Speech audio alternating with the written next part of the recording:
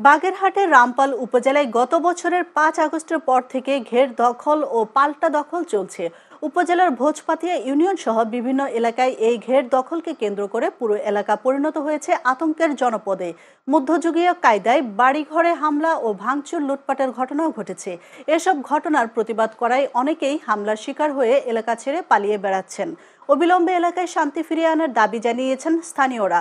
রামপাল থানার ভারপ্রাপ্ত কর্মকর্তা আতিকুর রহমান জানান, এসব ঘটনায় মামলা দায়েরের প্রস্তুতি চলছে।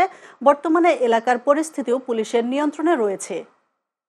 এর ভিতরে টেপে কি ওই দিকটা পিঠে পিঠে আইসে আইয়ে ঘর চতুর পাশ দিয়ে যে পিঠে শুরু হয়েছে মোরা ফাঁসি খেয়াত্তর শিখ করলে শিখ কোনো কেউ মগতারে আয়ো না। আর মোরা কোনো যাইতে পারি না, যে আমি যাম কোনো কুল দিয়ে কোনো কায়দা নেই। জিনিসপাতি নিয়ে গেছে, কানের তা, গলার তা, হাতের তা।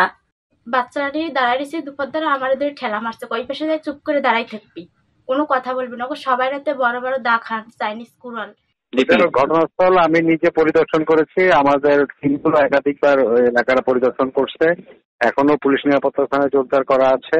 আর ওই যে ভিকটিম পক্ষ আর কি, যারা ক্ষতিগ্রস্ত হচ্ছে তারা অভিযোগ দিচ্ছে, অভিযোগ দিলে আমরা আইনগত ব্যবস্থা নেব।